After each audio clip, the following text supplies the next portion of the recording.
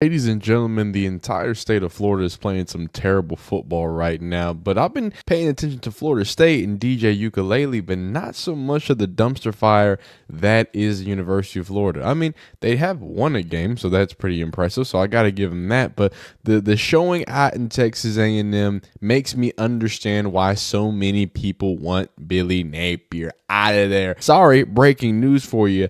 There was a little press conference, and it wasn't like this tweet said. I'll bring that up a little later. It wasn't about uniform combos that the board of trustees or the board and athletic director brought together with that gentleman Billy Napier, the pushover. Apparently, that is Mr. Billy Napier, and what it was said and what was done. Apparently, didn't talk about his future. Apparently, his future wasn't brought into question. We'll get into that interview. We're also going to get into a recap of that game against Texas A&M because although there were some bright spots, I think there was also some of the glaring issues that have been plaguing Billy Napier's era of Florida. But at the same time, I think we need to give him some grace, some leash. But I don't know. It's not looking too bright out in Gainesville. So first things first, like I said, breaking news.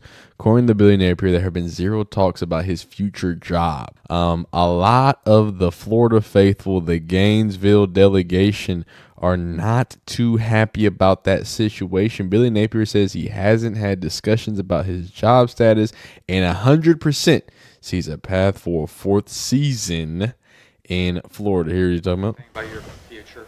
No, none.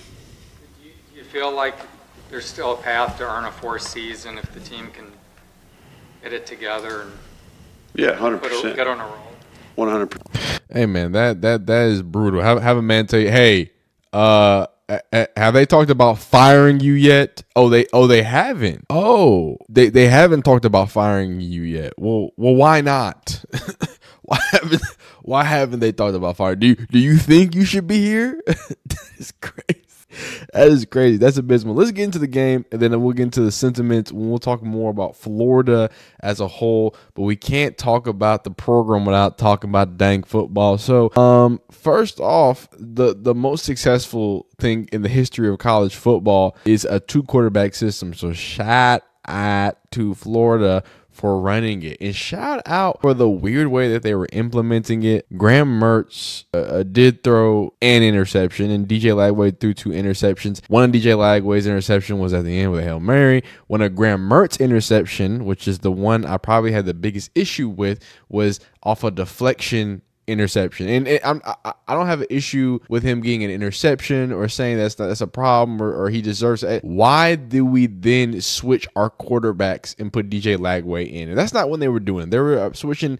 It felt kind of like every quarter slash every few possession, mixing them in, mixing them out, kind of in that way, shape, form, and fashion. But when it really looked like was sorry, I got attacked by something. But anyway, what it really looked like was it just didn't seem like any rhyme or reason. It was kind of like I said, some quarters, maybe for some drives. But at the end of the day, that specific one, when they were coming off, it was in the third, and instead of switching, the full quarter or doing whatever, he throws that interception. Which before that, Graham Mertz was looking good. And I'm no Graham Mertz apologist. I don't think the kid is the biggest and baddest. And we'll get to Marcel Reed because that kid's a baller. Looking like a Murray, if I say so. Not as fast, not as electric. Calm down. But what I'm saying is Graham Mertz looked decent, and you can see it in the stats. 12 for 15, 195, 13-yard average. That one touchdown, which was a smooth little touchdown. He manipulated the safety and the whole, backer. Gets a nice little ball off there. DJ Lagway didn't look terrible either. But he also looked like a true freshman who was at air. I'm kind of struggling. They're trying to, I think, keep his red shirt or something because you have to make a decision, right? I don't think that, and this is where I'll put this 2-quarterback decision alone, and then we'll start talking more about Texas A&M, talking more about the Florida defense and what I hated the most, which was the Florida defense. And what I want to say is, why do this against interconference Texas A&M? Like I'm all with you trying to tune up and understand what you got. Let's really stress test this, and maybe I need to go back. Florida fans, please tell me. I know y'all are having a rough time, but some Florida fan, please tell me why this was efficient or effective in your first SEC game. Y'all weren't trying to win it. Y'all just experimenting out there against y'all's first SEC game. I think this is where the confusion comes from. Again, Florida fans, please correct me if I'm wrong. Besides the awful defense that we'll talk about and the terrible tackling that we're going to talk about, I don't really see this being a bright spot either. I get it. The fans want DJ Lagway. I think some were going to want Graham Mertz more after this. But at the same time, you can't do that to either of these guys because it's messing them both up. Like I said with the interception thing, you don't pull a dude. If you were believing in this guy, you don't pull a dude after he throws a deflection interception. That just don't make no type of sense, man. But continuing on, Marcel Reed starts for the injured Wegman, and he was electric. And not only was he electric, but I have to bring it back on Florida with their defense. He was just abusing them. So many blown coverages. There was this nasty wheel that was drawn up as well that got them deadly on the 76-yard touchdown. I mean, it seems like Texas A&M was moving the ball at will. So I don't want to just take a steaming pile on Wegman and say Reed's the guy that needs to start, but he looked electric. He looked effective. He looked efficient. He looked a calm back there in that pocket, and he was slicing and dicing that Florida defense, who could not stop anything. And important thing, right? They were getting no push. You had big number 21, that big 400-pound whatever dude who looked like the Predator ate the alien. Just big, just boulder looking right there in the center, getting no movement at all. They were go back and watch those run plays. Shout out to Cyrus Allen and shout out to his great run and all these other running backs that got some things going. I'm sorry, I said Cyrus Allen is not Le'Veon Moss, 110 yards. That's crazy. Shout out to Le'Veon Moss and the other stable of running backs and Marcel Reed himself. Though, man, he ran for 83. I felt like he ran for 50 or so. But regardless, because those holes were just gaping. They were large, and again, Le'Veon Moss did what he did when he got in there. He was getting juggy with it, but there was just gashes and holes, and I'm just like, y'all are supposed NFL prospect defensive line right now. You're in the SEC against SEC, and no disrespect to Texas A&M, no disrespect at all, but I just felt like at will Texas A&M was manhandling, and I saw no disruption coming from the defensive line. And then we get to the fact that the coverages were blown and it just wasn't looking effective. And then we get to the fact that I don't feel like they were tackling the best. I didn't like it. I didn't like what we saw in the open field. But give a lot of credit to Texas A&M and that offense. Marcel Reed looks absolutely electric. Like I said, he's doing phenomenal things. Le'Veon Moss is looking like a dog out there in the SEC. And I think Texas A&M's got a little team cooking up over there. I don't want to say it because I'm a Texas fan, so I really don't care about it. But that whole game, I think, really says a lot of confusion, and I think it spells the biggest issues that a lot of the Florida fans have with Billy Napier. Right? Gotta fire Billy Napier on the field. Golly, former Florida, and this is the crazy stuff because I think I heard some similar reports like this about boosters coming to collect their money just to make sure they can buy them out. Former Florida quarterback Shane Matthews has stated that the boosters will be making the next hire and that Billy will not get fired during the next several weeks on his podcast. So that's another little bit of booster lore. Oh yeah, can we talk about this awful dark? Obviously, I can't show what's it called? I can't show what's it called? Real clips, but I do want to talk about this. I have a real issue with the targeting call in general.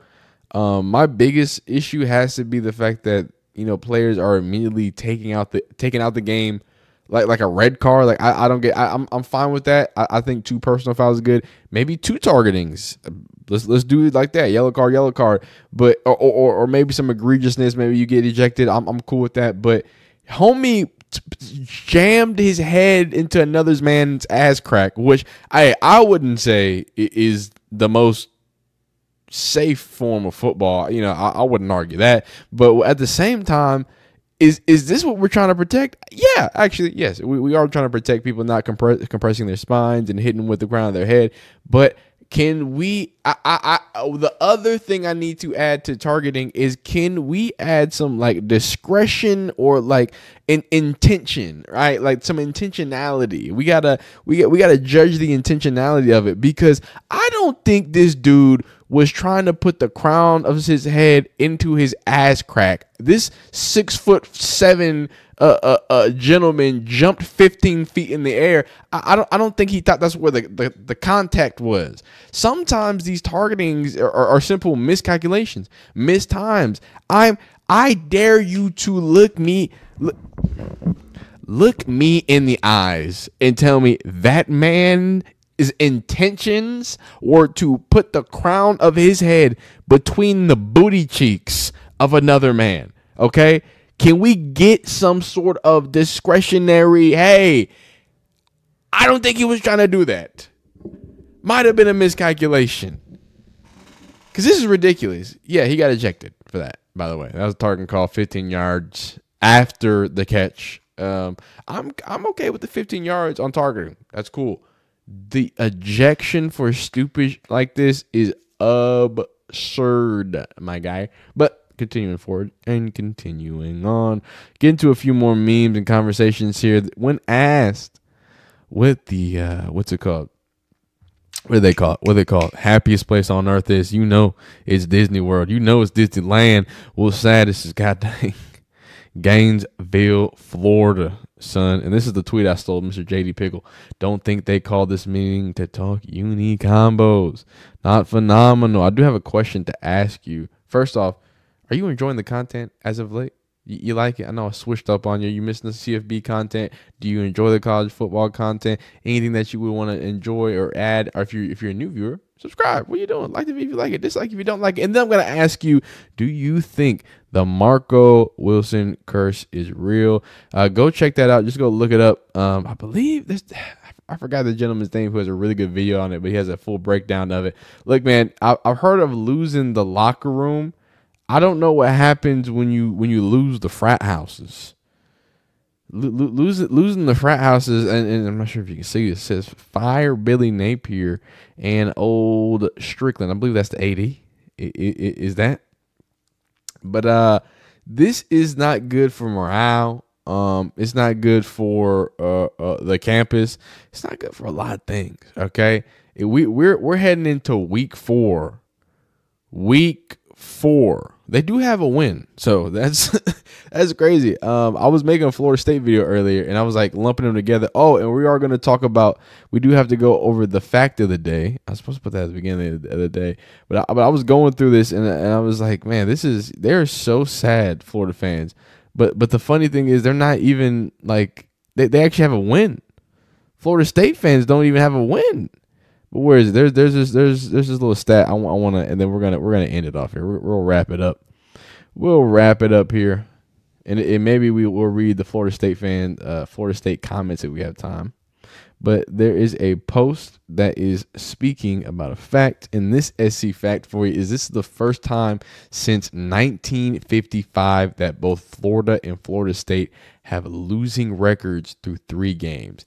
That is absurd. Fact of the day, it's not a fun one, especially if you live in Florida and you enjoy one of those football teams, man. Like, I really enjoy you, gentlemen and ladies. If you are a lady watching this video for some reason, appreciate you being here. Leave a like on this video if you like it, dislike if you don't like it, man. Leave a comment, tell me what you like, you don't like. Tell me a hot take about college football. And again, you like the comment? I mean, the comment. Do you like the content, man? Are you enjoying it? Are you having a good time? Oh, before we get out of here, actually, I want to read some comments.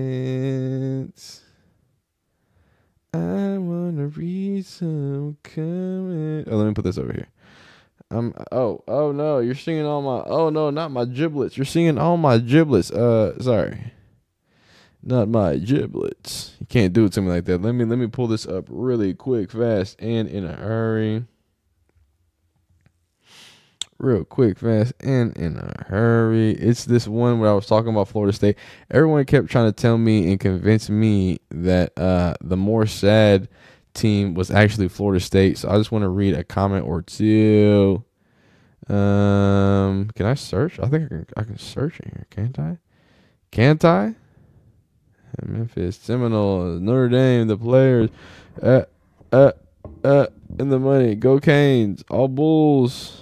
FSU, you think FSU? If you think FSU is bad, you don't know bad. Check out UF. So thank you, Bud, for inspiring this video. That's why I made it. Appreciate y'all for hanging out with me. We'll see you next time.